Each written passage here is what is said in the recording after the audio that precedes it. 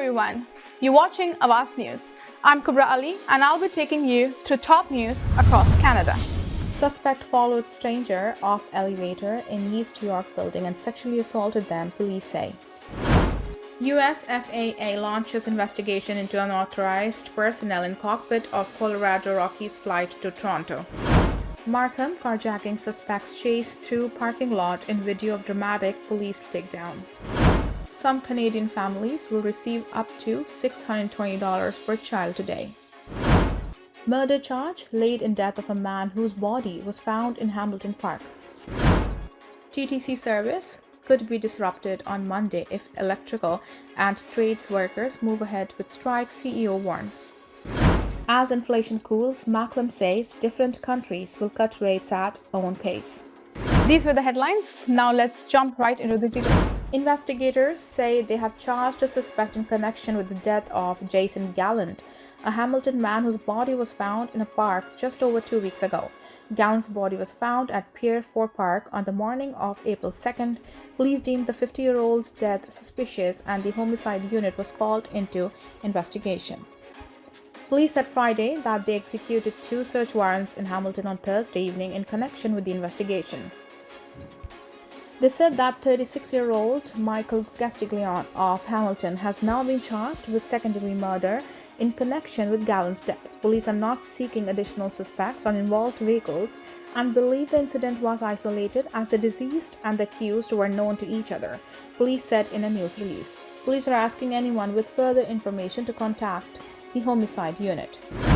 Bank of Canada Governor Tiff Macklem says central banks will make monetary policy decisions geared toward their own economies, which means some countries may begin cutting interest rates before others. Macklem made the comments while speaking to reporters on the sidelines of International Monetary Fund meetings in Washington, D.C. Friday. We have all been resolute in our commitment to restore price stability, and we have matched those words with action that has helped us all bring inflation down. As we enter the next phase of disinflation, countries may progress at different speeds, the governor said. Macklem contrasted weak economic conditions in Canada and the European Union with the roaring economy of the United States. Macklem's remarks come as economists increasingly expect Canada to begin cutting interest rates before the United States makes a move. The U.S.'s roaring economy and sticky inflation is delaying forecasters' expectations for rate cuts from the Federal Reserve. Meanwhile, here in Canada, economists expect the Bank of Canada to begin lowering its key policy rate in June or July. Economists have been particularly encouraged by the slowdown in the core inflation, which measures underlying price pressures by stripping out volatility. Statistics Canada latest Consumer Price Index report Tuesday showed the annual inflation rate was 2.9% in March, up slightly from 2.8% in February. The acceleration was fueled by higher gasoline prices, while other price pressures eased last month. The governor noted some encouraging details in the March report, including the fact that inflation is becoming less broad-based on the economy and core measures are slowing. The governor's media event was his first since the federal budget was tabled Tuesday by Finance Minister Chrystia Freeland. In response to questions on whether the new spending plan would affect inflation, the governor noted the federal fiscal outlook hasn't changed much, but he wouldn't directly weigh in on its impact on inflation. Macklem said the Bank of Canada plans to analyze the spending measures in more detail to figure out how the budget may affect inflation overall.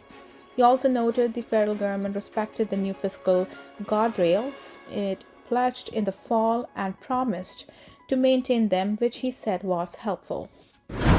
The head of the TTC is warning of possible impacts to service on Monday if the union, representing a group of more than 650 electrical and trades workers, moves ahead with a strike. CUBE Local 2, which represents 661 communications, electrical and signal workers at the TTC, has set a strike deadline of 12:01 a.m. on April 22nd.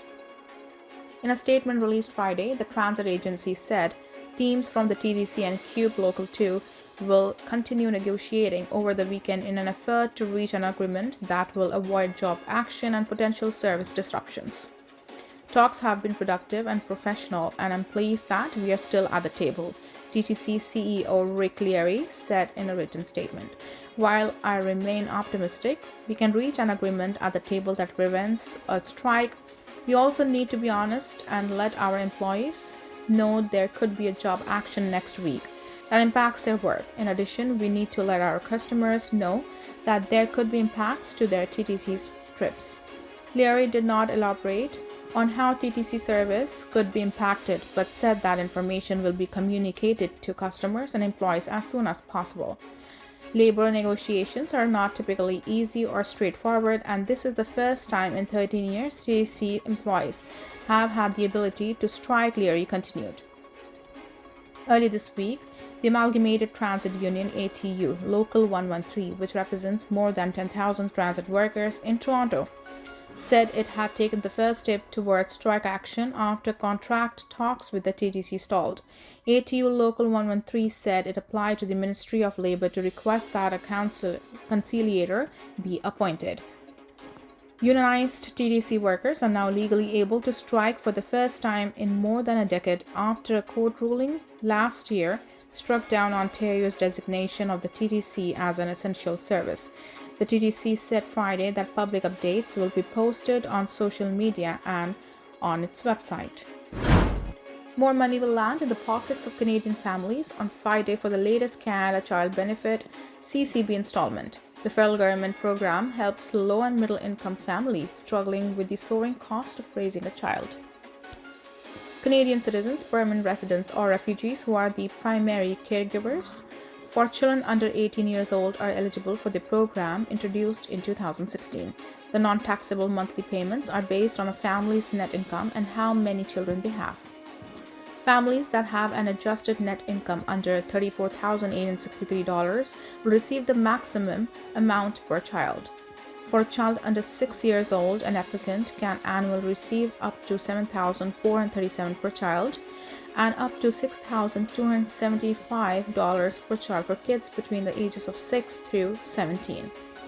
That translates to up to $619.75 per month for the younger cohort and $522.91 per month for the older group.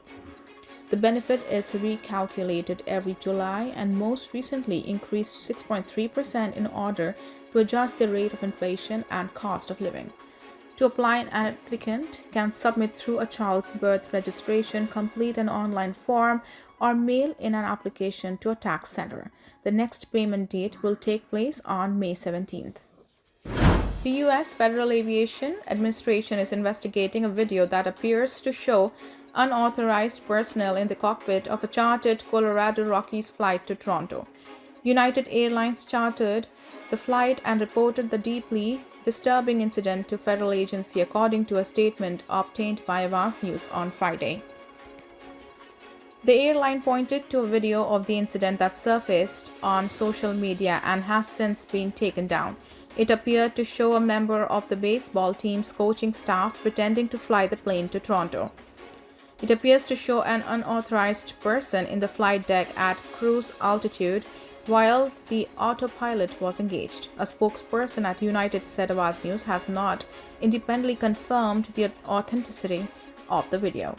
As a clear violation of our safety and operational policies, we have reported the incident to the FAA and have withheld the pilots from service while we conduct an investigation, the statement goes on to say. In response, the FAA confirmed it launched an investigation of the event, pointing to federal regulations that restrict flight deck access to specific individuals. The Rockies were in Toronto for a 3-game series with Blue Jays last weekend. Awaz News reached out to Colorado Rockies and Major League Baseball for comment but did not immediately receive a response. Police have released images of a suspect who allegedly followed an individual off an elevator inside an East York building and then sexually assaulted them. The incident happened at a building near Secord and Barrington Avenues in the Main Street and Danforth Avenue area on Tuesday afternoon. Police say that the suspect entered the elevator while the victim and another person were also using it. It is alleged that the suspect followed the victim after they exited the elevator and then sexually assaulted them. The suspect and victim were not known to each other, according to police. The suspect is described as male 25 to 35 years old, approximately 5'10", with a medium build. Police said that he was last seen wearing a gray hat and a sweater cardigan with horizontal stripes and a green side bag. Police are urging anyone with the information to come forward. Police have released video footage of a dramatic takedown of a group of teens wanted in connection with an attempted carjacking in Markham early this month. On Friday, York Regional Police said the vehicle used in carjacking has been connected to other armed carjacking in the Greater Toronto Area. Investigators are releasing video surveillance footage of the suspects in an effort to find others who may be linked to this criminal network. The attempted carjacking occurred at around 2 a.m. on April 6th in a parking lot in the area of Yonge Street and Glen Cameron Road. York Regional Police said a woman was walking to her car when a suspect approached her and pulled her away, allowing a second suspect to gain entry into her vehicle. The victim struggled with the suspect while her husband joined in to assist, police said in a news release issued early this week. Police said the suspects attempted to flee in the victim's vehicle but crashed into another car in the parking lot. The video surveillance footage of the incident, a suspect driving a Mercedes SUV is seen reversing into a parked car. When the Mercedes is stopped, a man who police identified as the victim's husband attempts to pull the suspect out of the driver's seat. After a brief struggle, the two suspects can be seen running to a gateway car, a white Acura, parked nearby. The two suspects and the driver of the Acura then leave the area, police said. According to investigators, the gateway car used by suspects was believed to have been stolen from Peel region on April 1st. Police said they later located the Acura and the suspects in the parking lot on April 13. In security video captured at the scene, flashbang devices can be heard going off as officers with the hold-up squad and emergency response unit crashed two pickup trucks, a van, and the SUV into the Acura, blocking the suspects in. The occupants of the Acura are seen fleeing on foot as several officers chase after the suspects through the parking lot. The suspects, ages 15, 16, and 18, were taken into custody, investigators said, adding that a loaded handgun with an extended magazine was found during a search. According to investigators, the Acura was also used in a carjacking of BMW in Toronto on April 7th. The suspects in that incident were charged by Toronto Police on April 12th after crashing into Toronto police vehicles, police said. Thank you for tuning in. I'm Kubra Ali. I'll see you back tomorrow, same time, same channel. Have a good night.